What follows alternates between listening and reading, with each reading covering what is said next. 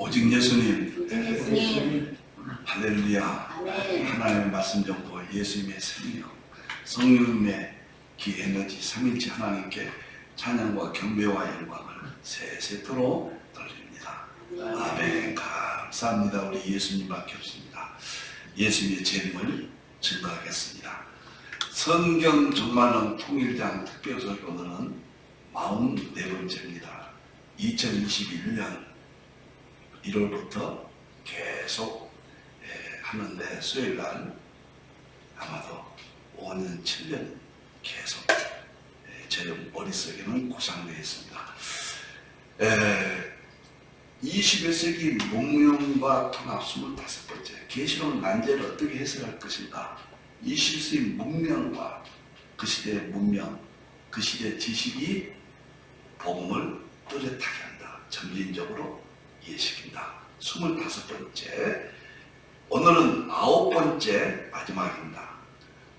10가지 21세기 문명과 통합 10가지를 지금까지 설계해왔는데 오늘은 9번째 마지막입니다. 그리고 10번째 세번 다음 주부터 하고 이거 책으로 발간되고 21세기 문명과 통합을 마무리하도록 하겠습니다. 오늘 본문은 지난주와 똑같이 계시록 22장 20절 21절 제가 조금 새벽에 12시 1시에 일어나서 기도 끝난 다음에 마지막에 내가 진실로 속히 오리라 하시는 아멘. 주 예수여 오시옵소서. 주 예수여 내가 모든 자들에게 있을지라. 주님 재림하시어 공의로운 심판하사 의로운 자를 구원하시고 악한 자를 멸하시옵소서.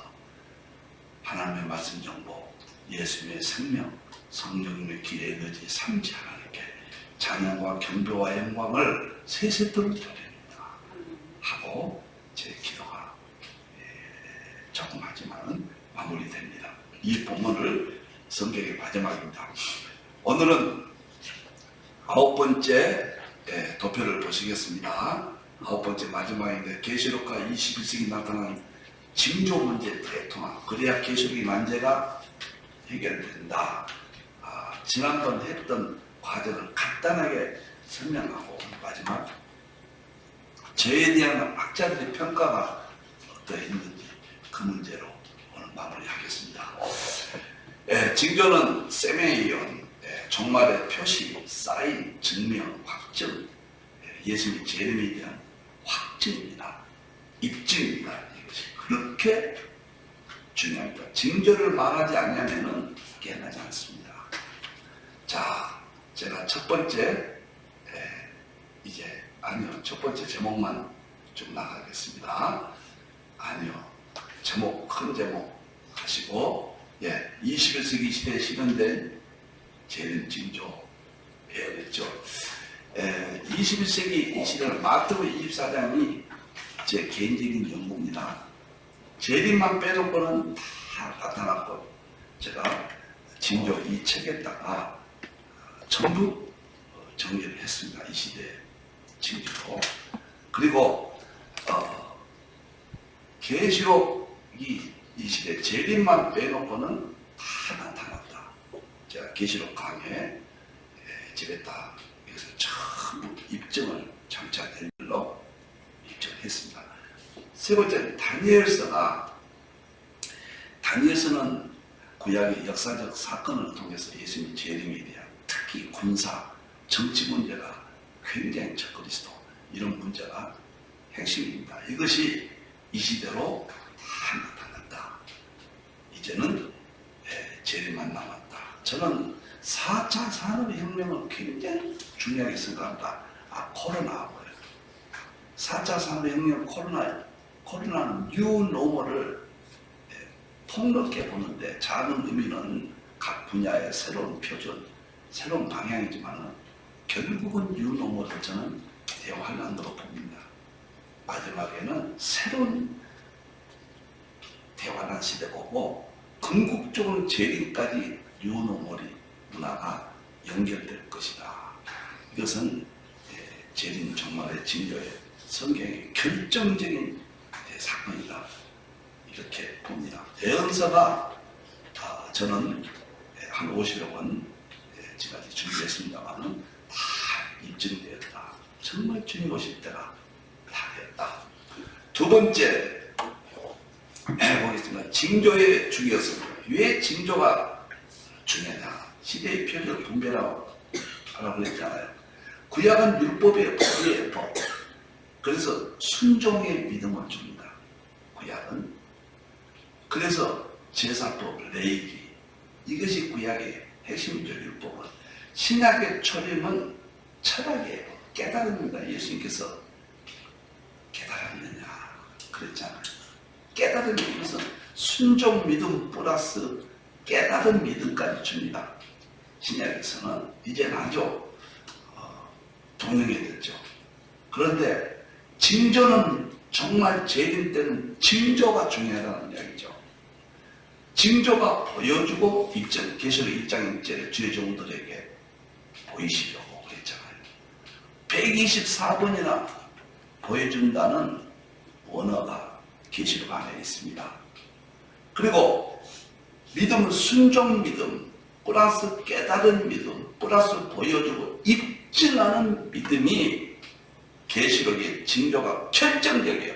계시록이나 예언서를 이렇게 징조를 다루지 않으면은 은혜는 되지만은 보여주지 못합니다. 그래서 제가 이 분야에 확고하게 제가 징조를 그렇게 강조합니다. 계시록이라는 건 뭐냐? 예수님 재림 때 될 징조 이야기다 전체. 그렇게 봅니다 저는. 다니엘서 뭐냐? 구약의 역사를 통한 예수님 재림 때 오실 징조 이야기다. 마태복음 24장 25장 뭐냐? 예수님 오실 때 징조 이야기다. 예수님이 무슨 징조가 있사오리까? 거기에 대한 답이 마태복음 24장 25장이다. 저는 징조가 예언서의 전부라고 봅니다. 그런데 징조를 도외시하고 어떤 학자들 결의 중심으로 이런 해석은 참고는 중요한 건 되지만은 무천경이냐 전천경이냐 구천경이냐 세대주의냐 이러한 관점의 종말론은 필요한 것이지만 학문적으로는 그것은 전체적인 완성도는 되지 못한다. 저는 그렇게 봅니다. 그래서 징조를 하지 않으면 믿음의 마지막 부분 보여주는 믿음, 입증하는 믿음이 갖게 될 수가 없다. 저는 확실하게 그렇게 얘기합니다. 제가요 85년도 계시록 종말론 시작했다고 했는데 1년 동안 제 인생의 가장 뜨거웠던 해였습니다. 개척하고 빈사 상태에서 회복된 정말은 이걸 보니까 저는 상당히 합리적이고 상식적이거든요. 그런데 이 날짜 이런 다 징조 이스라엘 몇 년도에 독립하고 그 다음에 교황청의 다운지가 62년도 이런 것들을 다 하면서 이렇게도 합리적이고 이렇게도 논리적인가? 예수님께서 깨달았느냐?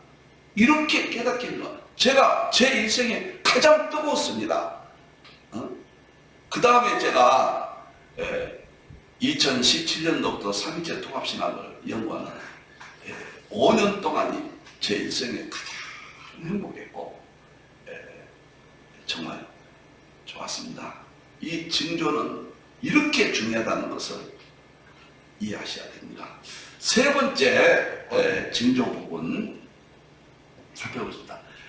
징조 연구의 핵심 내용이 뭐냐? 저는 5가지로 징조를 구분합니다. 첫째, 단어적 징조 5가지. 이것은 재림을 입증하는 거예요.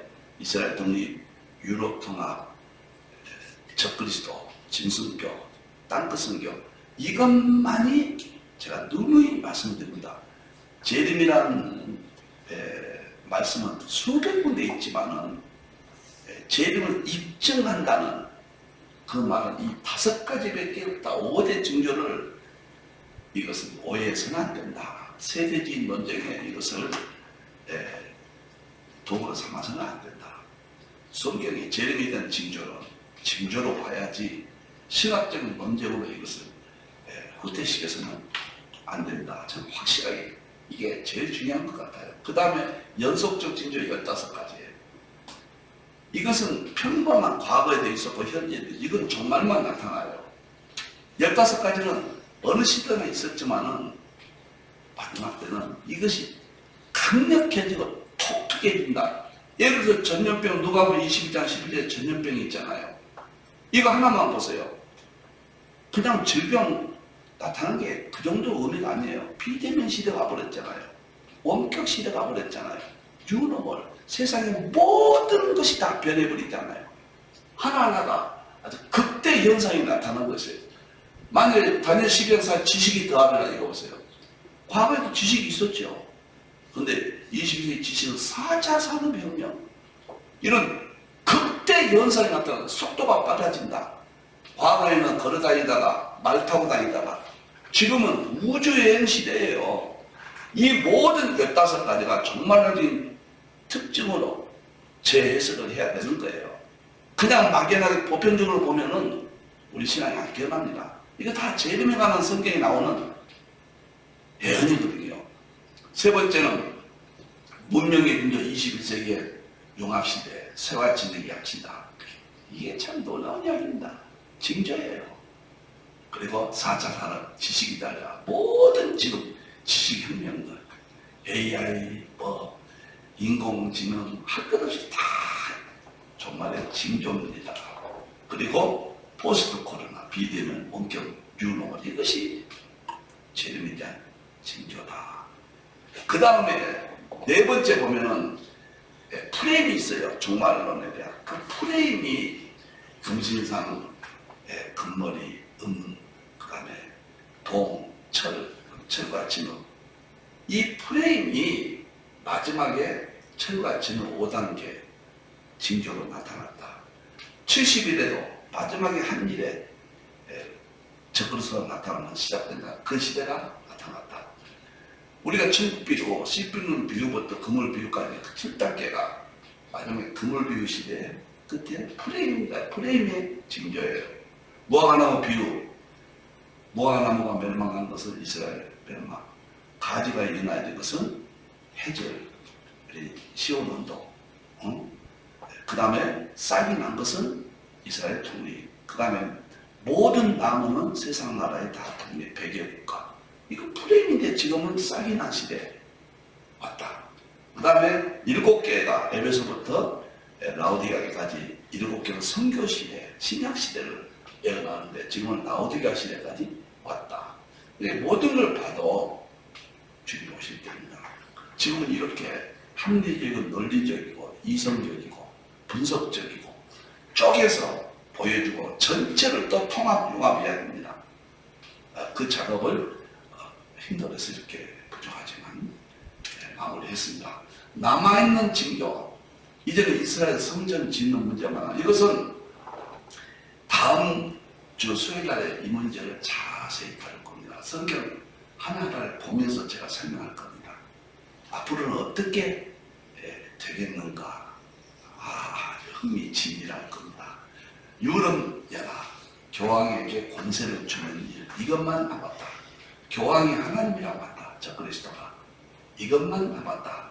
짐승뼈가 전 세계에 실시될 것이다. 이것만 남았다. 이스라엘이 기독교인이 그중에서 선교가 마무리될 것이다. 이것만 남았다. 저는 징조 9번을 이렇게 정리하고 계시록 들어가면은 그 다음에 계시록이 아주 쉽죠. 저는 이해하고 들으세요. 처음에는 계시록이 지구상에 제일 어렵다고 생각했습니다. 그런데 계시록 해석하기 전에 정말 너무도 많은 분야를 연구했습니다. 그래서 보니까 상징주의 해석학까지 또 창안했습니다. 그런데 너무 쉬운 거예요. 제가 과학이요, 우주 물리학, 양자였다, 연료가 세 가지가 3대 물리학인데 2007년도 할 때는 sak하했습니다. 아무것도 뭐 단어도 모르고. 그런데 하나님 은혜로 성령님께서 지혜를 주시는데 지금은 가지는 저 모른다고 누누이 말했습니다. 그런데 수보를 볼 때 너무도 쉽습니다. 과학이 이렇게 쉬운가. 성경으로 보면 쉬워지고 성경을 떠나서 보면 이건 우리가 접근하지 못할 일반은 좀 세계예요. 성경으로 보니까 얼마나 쉽습니까? 이 모든 것들이요. 자, 그 다음에 보도록 하겠습니다. 오늘은 징조 마무리하면서 저희에 대한 평가, 학자들 평가를 하겠습니다. 징조의 역사적 의미, 마가복음 4장 27절 예수님 비유로 설명을 합니다. 시가 있다고 그랬죠. 이것은 예수님이 예언서가 기록될 때 시를 심었죠. 그런데 2세기 중반까지는 전혀 싹이에요. 징조가 무엇인지 확실하지 싹은 뭔지 모르잖아요. 이게 무슨 싹인지. 땅에서 움출 때는 뭔지 몰라요. 2세기, 20세기입니다. 2세기 아니라. 20세기 중반까지는 전혀 몰랐어요. 이스라엘 독립 전까지는 이렇게 보인지 몰라요. 그런데 20세기부터 21세기까지는 이 싹이었어요. 뚜렷하게 다 보였습니다.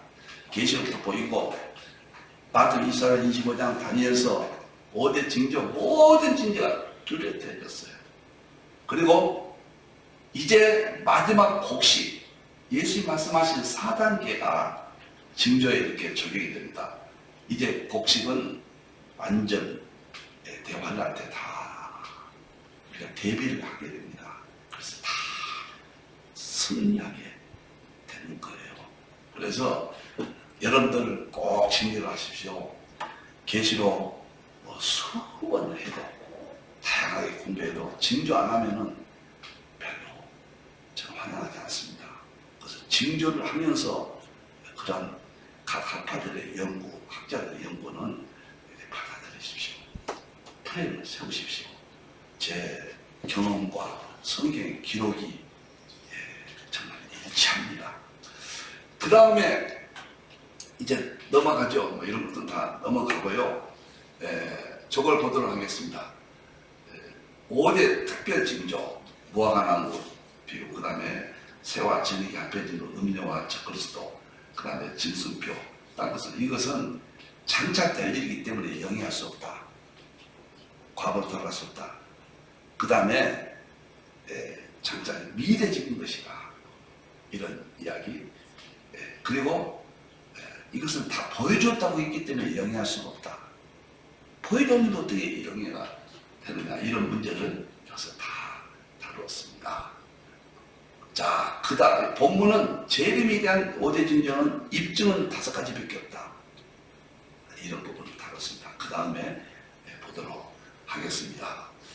세대주의 종말은 5대 징조.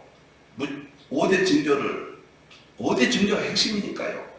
무천년은 어떻게 해석하고, 세대주의는 어떻게 해석하고, 본처전은 어떻게 해석하고, 무천년은 영의 과학적인, 세대주의는 유대인과의 연결, 저는 징조로서 역사적인 사건으로서 그대로 봐야만 세 가지 비교해서 다 공부를 했죠. 그 다음에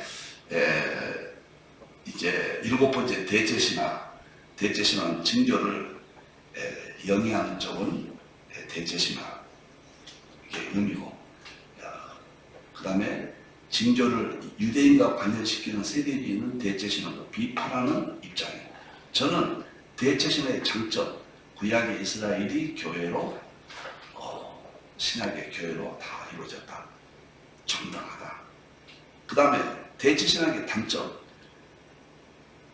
대체신학이 교회로 완성된 건 유리한 해석이지만 정말의 징조는 이것은 실질적인 대사건이나 징조로 봐야 된다. 그렇게 주장하고, 세대주의는 이것을 대체신학을 비판하지만 유대인으로 연결하는 것은 또 수용할 수 없다라는 것을 제가 했고요. 그 다음에 서천원 교수님이 7권의 절신학 이제 완성을 하고 총신대 부총장을 지내셨던 조시신학자, 이 징조 문제를 일치하고 그의 종말론 책에서 제가 인용했습니다. 일치한다, 이것을 했습니다. 마지막으로 한 10분 남았네요. 저에 대한 평가 3사람만 제가 소개하겠습니다. 저에 대한 평가를 가지고 제가 30분 동안 할 수가 없어서 전체 한번 훑어보면서 결론으로 제가 하겠습니다. 제가 제 일생에 3번을 평가를 해준 분이 있지 못한 한 번은 총신대 신약학교에서 이한숙 교수님 아주 훌륭한 분이고 위대한 분입니다. 로마서를 이렇게 두꺼운 책을 발간한 서각입니다. 그리고 미국의 덴버신학교의 정성욱 박사님, 그분은 이제 하버드 나오시고 베클리스에서 박사학위를 받은 정말은 대가입니다.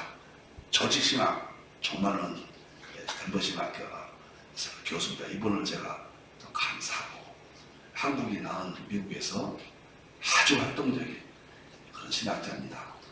또 한 분은 통합직의 박수환 교수님인데 저같이 부족한 사람을 늘 평가해 주시고 제가 장신도 한번 가서 초청해서 한번 가서 한번 선언한 적이 있습니다. 이 세 분이 저를 평가하는 분 아주 많습니다. 이 세 분이 신학자이니까 종많은 학자들이 나를 어떻게 봤는가 그런 문제를 간단하게 소개함으로써 저에 대한 신뢰도를 여러분에게 드리겠습니다. 이 근거는 2012년도에 역사적 전천년주의 국제학술대회 여기에서 블럼버그 박사 덴버신학교의 교수입니다. 역사기 전체연설의 세계 1인자입니다.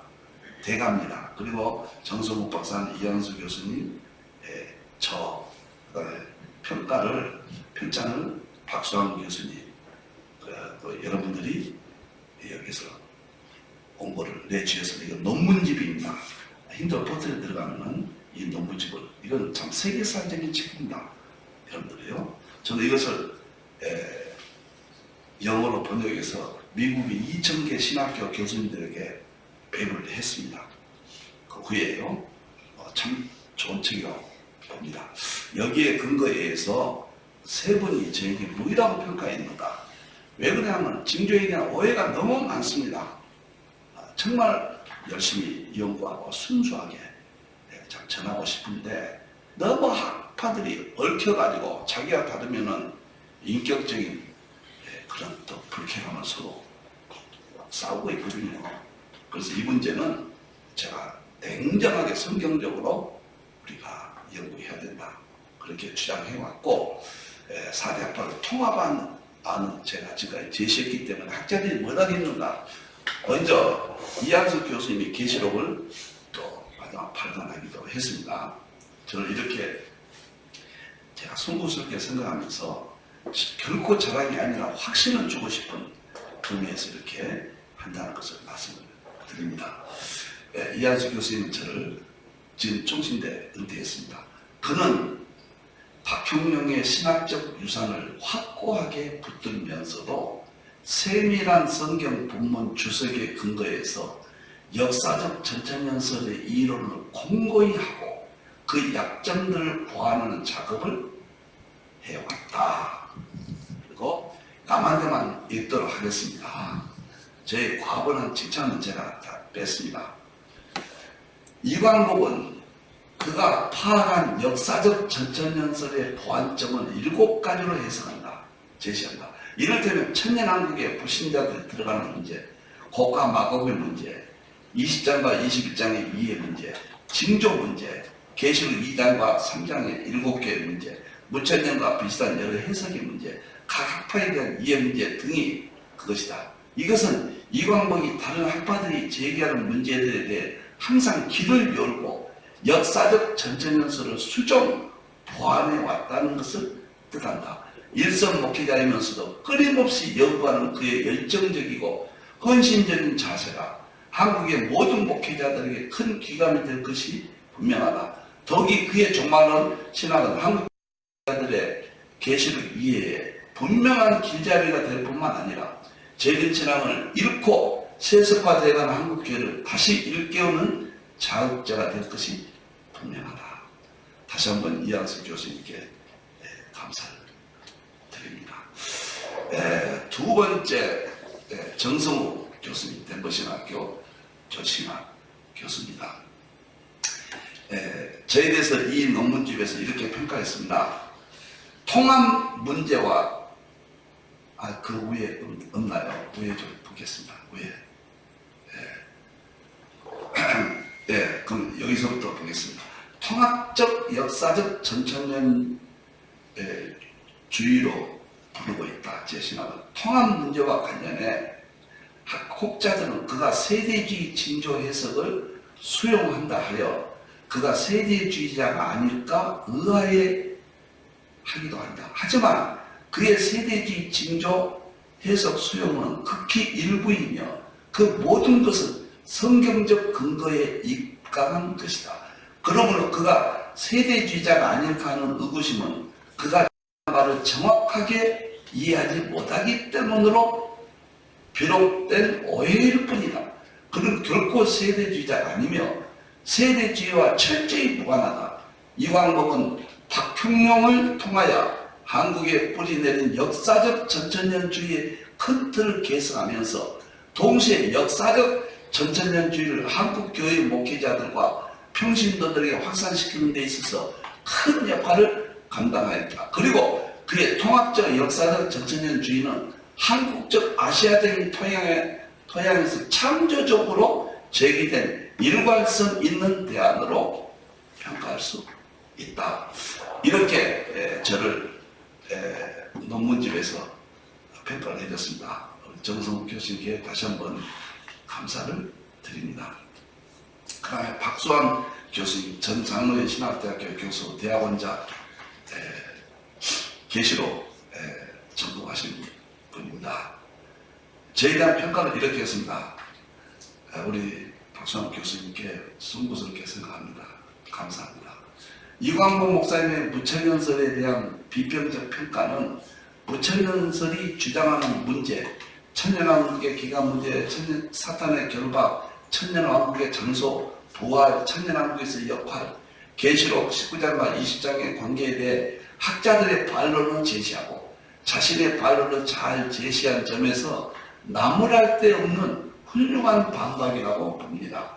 그리고는 제일 마지막에 이 시대의 대안으로서 통합적 역사적 전천년주의에 의한 천년왕국 신앙을 제안하고 있습니다.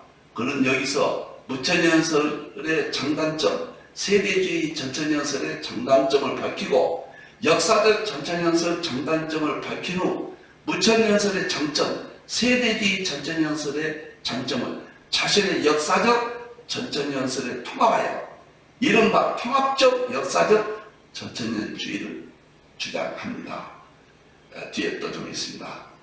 요한계시록 해석은 그동안 통합적 연구가 부족했습니다. 학자들은 흔히 과거적 해석, 역사적 해석, 영적 해석, 미래적 해석 중 하나만을 고집해 왔습니다. 그러나 계시록에 대한 바른 해석은 이 모두를 종합함에 있습니다. 역사적 전천해석을 견지하면서 계시록에 대한 종합적인 해석법을 취한다면 계시록에 나오는 모든 사건들은 초림부터 재림까지 어느 시대에나 적용되고 또한 재림의 징조들이 될 수 있습니다. 이 목사님은 역사적 전천연설이 옳다는 확신을 가지고 그것을 견지, 발전, 확산시키는 것을 사명으로 생각하여 이 일에 온갖 심혈을 기울여 헌신 봉사하셨습니다. 그리스도계의 바른 종말론, 역사적 전연설을 정립하려고 애쓰는 그분의 열정과 노력을 존경해 마지 않습니다. 우리 박수환 교수님 존경하고 감사합니다. 통합적에서 계시록을 바르게 전한 대서강입니다. 제가 여기서 이제 징조 문제를 마무리하면서 징조를 연구한다는 것은 참 살얼음 판입니다. 그러나 성경이 주는 정답을 깨닫고 확신 있게 여기까지 왔습니다. 좀 에피소드지만 제가 블럼버그 박사 역사적 전설의 학술대에 오셨거든요. 정승욱 박사님과 템버신학회 같이 계신 분인데 이분은 종말론의 세계적인 학자고 역사적인 전천연설의 1인자입니다. 현재 폴로신학회 조지 레드 이후에 블럼버그가 세계적인 전설의 대명자입니다. 이분과 100주년 기념관에서 목사님들, 교수님들 1,500명이 모여서 학술대를 열었습니다. 이분은 역사의 전천연설을 주장하면서 제 개인적으로 생각하는 곡과 마곡의 문제에 대해서 악인이 들어간다라는 전통적인 해설을 그때 했습니다. 그래서 저는 그날 2012년 어느 날 마치고 정승욱 박사님과 함께 밤 11시까지 그 문제에 논쟁을 했습니다. 그걸 내가 존경하면서 제 견해를 바뀌었죠. 어떻게 천연한국 악인이 들어가느냐. 이것은 성경에 근거가 없습니다. 우리 역사의 전쟁설이, 저도 역사의 전쟁설이지만 우리의 잘못된 것은 우리가 수정해줘야 통합할 수 있습니다. 간곡히 말씀을 드렸고, 그 다음날 또 인사동에서 만나면서 또 제가 제시했습니다. 그래서 참 좋았고요. 그런데 블럼버그 박사님이 미국 대보신학에 돌아가셔서 정승욱 박사를 통해서 저한테 연락 왔습니다. 이 역사의 아름다운 이야기를 남기고 싶습니다. 다른 학자들이 누가 되지 않기를 바라면서, 존경하면서 꼭 남기고 싶습니다. 대보신학에 저를 초청해서 교수님, 학생들 앞에서 제가 정말은 강의를 하게끔 배려를 해주셨습니다. 제가 강의를 마쳤습니다. 그런데 그날 밤에 블럼버그 박사님이 자기 집으로 저를 초대해 주셨어요. 흔치 않는 일이거든요. 그래서 좋은 대화를 또 나누었고 헤어졌는데 다른 분을 통해서 연락이 왔습니다. 간접적으로요. 블럼버그 박사님이 주장했던 악인의 문제를 수정해야 될 것 같다. 수정하신다는 말은 하지 않았지만 수정해야 될 것 같다라는 좋은 우리 연구의 세계의 한 단면을 역사에 남기고 싶습니다. 그러면서 블럼버그 박사님이 미국의 4대 학파 대표자 회의가 있는데 거기에 대해서 제 신학 이광복 총괄론을 제시했다. 그래서 학술지에 나오게 될 것이다. 그 말도 들었습니다. 왜 제가 이 말씀을 드리냐면, 이제는 한국의 목사님과 신학자들이 이한수, 정성호, 다 박사 이런 분들이 세계적인 학자입니다. 한국의 목사님들이 세계적인 수준까지 올라갔습니다. 지금까지 기존의 해석하고 소중히 여기면서 이 시대에 계시된 그런 이론에 귀를 기울여 주셔야 됩니다. 성경적으로 이제 판단하는 능력은 주의종들이 다 가졌습니다. 냉정하게 프레임에 갇히지 마십시오. 나는 무천년이다. 나는 역사학의 전천년이다. 나는 세계주의자다. 나는 후천이다. 안 됩니다. 21세기는 그것은 뭐 패망입니다. 통합해야 됩니다. 그리고 성경의 귀를 기울여서 아시아 한국 신학의 새로운 시대를 열어가야 됩니다. 오늘 제가 징조 문제를 마치면서 하나님께 영광을 드리고 감사를 드립니다. 기도하겠습니다. 하나님 아버지, 정말 계시록의 가장 어려운 문제, 징조 문제를 이 어둔한 종이 이렇게 죄종들과 함께 나누었습니다. 영광 받으시옵소서. 정말 은혜 대학자들이 연구하는 문제들을 이제 통합하게 주시옵소서. 그들의 연구는 결코 계시록을 사랑했고 믿음으로 승리자들이며 하나님께서 통합해 주는 길을 여는 분들입니다. 우리 함께 싸우지 않게 해주시고 인격적인 모멸감의 요지가 되도록 도와주시고 존경하면서 통합되게 해주시옵소서. 아시아 한국신학의 핵심이 되게 해주시옵소서. 교회의 강단에서 눈물 머금고 주의 재능을 전하는 모든 주의 종과 교회들을 축복해 주시옵소서. 다시 오실 예수님의 이름으로 기도하옵나이다. 아멘.